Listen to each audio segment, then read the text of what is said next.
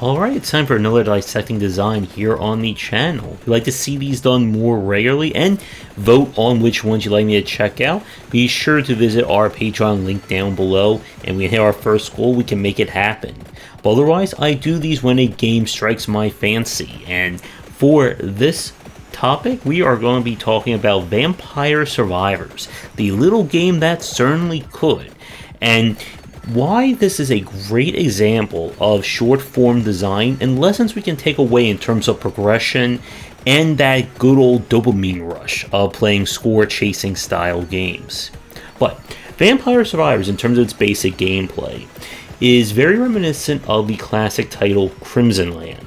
Crimson Land was a score chaser where you would run around on an empty field killing all manner of monsters, bugs, and more. Kill enough enemies to level up, and you'll choose between one of various perks, which are randomly shuffled to you.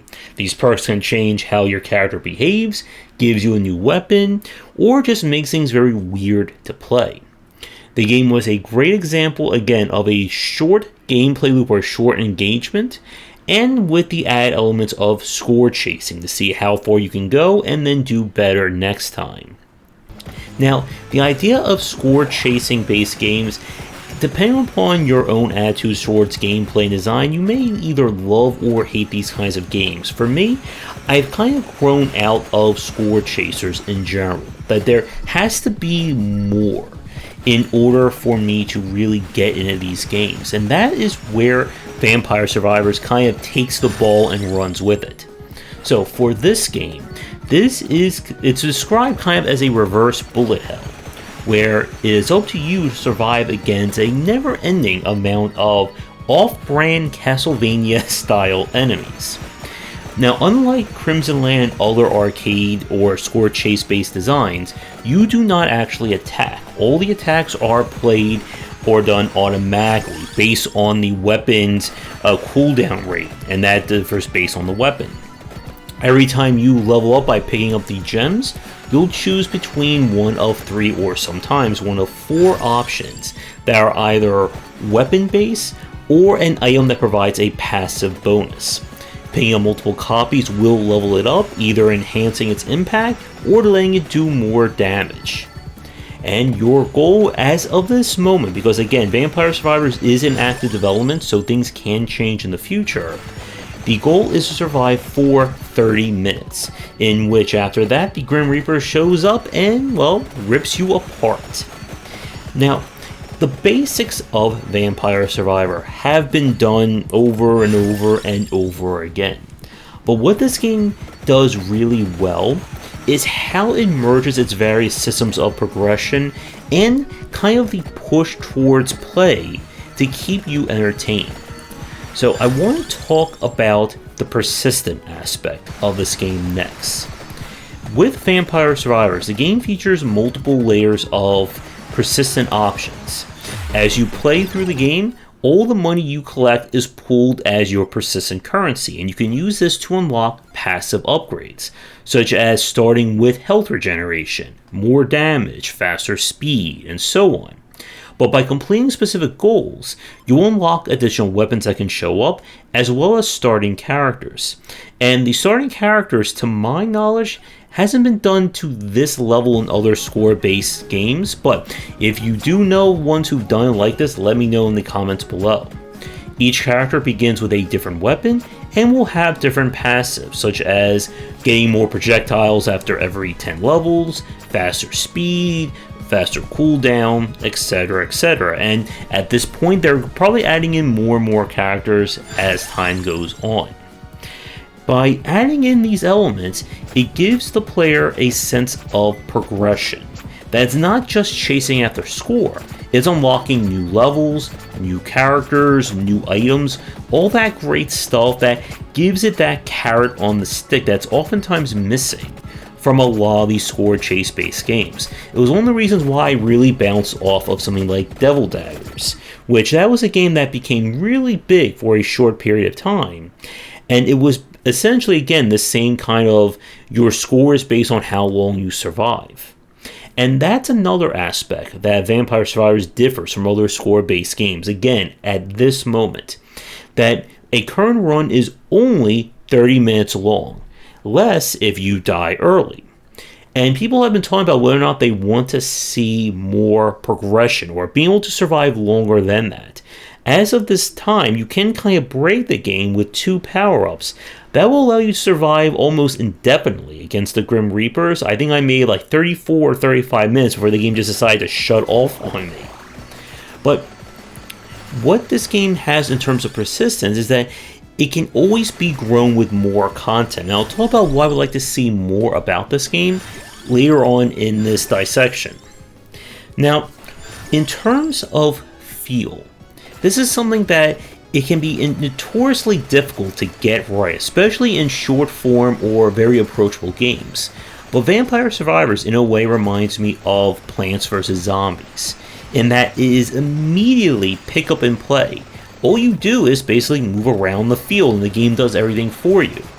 It is again very much designed so that anyone, if they've never touched a video game before, can pick this up and start watching things melt.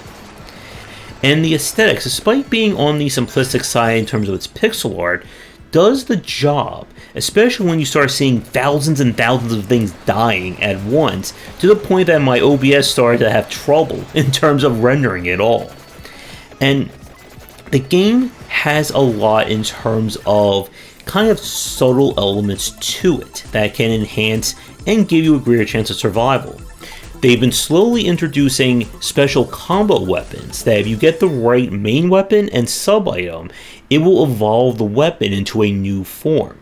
This includes a demonic Bible that looks like it never goes away, the ultimate bird combination that just melts the screen and sound at the same time, and more of that.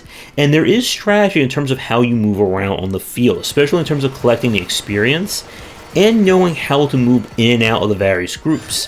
Now, if you get good enough at this game or get enough powerful weapons, you can just literally stand in one spot and let everything melt around you.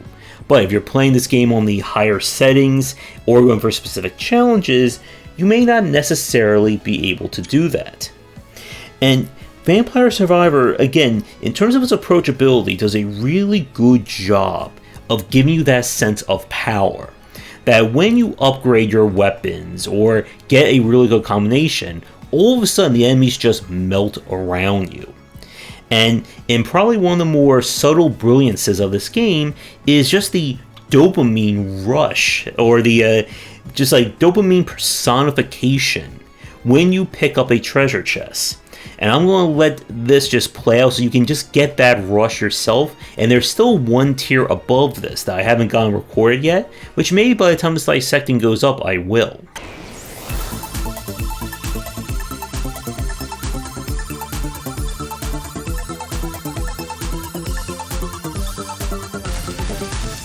The amount of push that Vampire Survivors does really well to get you to keep playing it is one of the best aspects of this game and why so many people are enjoying it. And I want to touch very briefly on how this game embodies some really great score chase based design. The fact that it is only 30 minutes long is to the game's benefit. One of the problems with a lot of score chasers is that you'll find that either the game becomes so repetitive that you kind of just go on autopilot and zone out, or it's so difficult that you can't survive more than maybe like a 30th of a second before you die. With this game and kind of how it ramps up over the course of 30 minutes, it allows even people who aren't good at this game to start getting progress, start making things happen, while skill really comes in once you get to about like the 15 to 20 minute mark, and then another spike happens at about 25 to 28 minutes. And this again gives the game a really great sense of pace that we normally don't see from score chase based designs. And with the upgrades, again, it allows the game to really give you that sense of a power curve over the course of play. One weapon by itself doesn't really do all that much, but when you have garlic and crosses and axes and whips all flying around at once, you can just kind of just stop and marvel at the sheer carnage that you are developing. And the entire dopamine rush, I mean, the whole treasure chest opening can really be the more evolved form of when Peggle plays Ode to Joy on the very last hit to give you that sense of excitement. So, with that said, I want to take a quick break, and when we come back, I want to talk about where I would like to see this game go, and where I would like to not see this game. Because people have been talking about how they want to expand it, or grow it, and blow it up, and I think that can conflict with the short form nature of it. But as always, if you're interested in more of my thoughts on design, then check out the following books. For entry-level students, we have 20 Essential Games to Study, and then the Game Design Deep Dive series that takes an extensive look at different genres, with free-to-play coming in 2022. In one of those very strange circumstances that seem to happen when I do videos like this, while I was preparing my thoughts on what I wanted to say in this section, an update for Vampire Survivors came out that actually addressed some of the points I was going to make. So there is a very good chance that if you're watching this in the future, some of these aspects may not be relevant anymore. But to start things off for this section, in terms of what I would like to see in the game, what we've already started to see, is more evolved or more interesting enemy types. From the footage I showed earlier of Crimson Land, there are enemies who will spawn more enemies that shoot bullets, different escalating threats. And while I don't have any footage as of the time of doing this actual recording, the latest level that was added to Vampire Survivors, the Dairy Farm, introduces said elements. There are enemies who are a lot faster. There are enemies that throw bullets, so now the reverse bullet hell becomes a bullet hell. I would really like to see, I think, a lot more variation in terms of levels. More environmental obstacles that can either get in the way or help you. More enemy types. Again, this is one of those games that I want to see more. And when we talk about more in this capacity, it really goes back to the concept of supplemental content.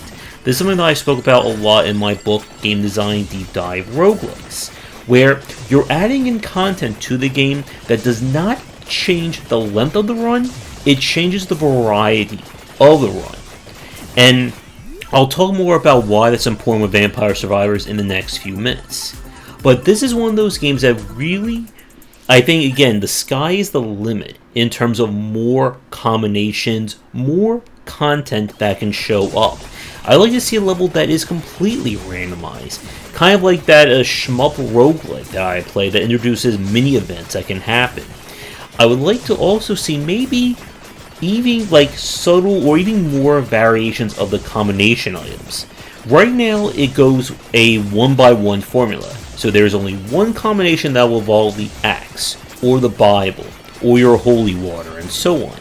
But it would be fun to have more variations that can, create these crazy combinations, such as, let's say, a holy water combination with garlic, a cross combination with the heart, and so on. And even having passive items that could be evolved as well. Again, just really mix things up any way that you can. Now, what I don't want to see are things that extend the length of the run. And that's a very important thing to keep in mind. With games like this, it's very important to establish what your quote-unquote main path or your main loop is as early as possible. And you don't want to get away from that, because if you start messing with the core run, it will affect the balance and pacing throughout your entire game. What you can do is have optional challenges that extend things out. And this is something that we saw a lot in the Binding of Isaac. In the Binding of Isaac, the new content that was added, it basically not only added in the supplemental content, but it also extended the run with optional challenges, Shoal, the treasure chest area, and so on. So that a typical run of Binding of Isaac is, again, 35 to 40 minutes, give or take. But if you really want to go above and beyond, it goes further than that. What you want to avoid, however, is having games that go above an hour. Because while these games are certainly deeper and more challenging, that added weight can make it very punishing if you lose and have to replay, hours of content at a time. So with that said, what I don't want to see in Vampire Survivors is just what I said, ballooning the main path of the game. Some people were talking about adding in more roguelike elements to the game, and while I do approve of having mini events and things like that, I don't want to see this game become like a multi-hour epic, because this gameplay loop cannot sustain that. And anything that will try and balloon that up, I think will mess with it. More levels, definitely. More enemy combinations, more events, sure. But really, there isn't a lot here that I think I can really nitpick or argue against with Vampire Survivors. And again, that gets at what makes this game work so well. And that is, it is a perfect encapsulation of a short gameplay loop with the dopamine rush of score chasing and persistence and progression thrown on top of that. And to kind of move this into the conclusion, because again, this game is still in early access, and there's a very good chance, as I said, that in the next 6 months, a year, however long this game's in early access, or quote-unquote in early access, things could be fundamentally different. But the main takeaways I want everyone to have from watching this video and playing Vampire Survivors. Short form gameplay loops are some of the best ways to engage people. Remember, your core gameplay loop should not be measured in hours. What you want to do is have 1 to 5 minutes that are immensely enjoyable and capitalize and refine on that. Because if you can make 1 to 5 minutes enjoyable, then people will keep doing that for another 5 minutes and another 5 minutes. And suddenly 5 minutes becomes 5 hours of gameplay. And this is again the advantage of short form games and of action or roguelikes and roguelites.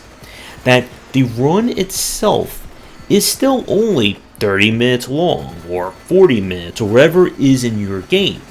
But that length of time is going to be infinitely varied each time you play it. So that, yes, I'm only playing Vampire Survivors 30 minutes at a time. But each one of those 30 minutes gives me an immensely different experience with different weapons and different things that can show up. The other thing you should take away from this is the importance of progression. Progression and persistence are very effective forms of adding replayability to a game. That endless carrot on the stick that you can chase after again and again and again.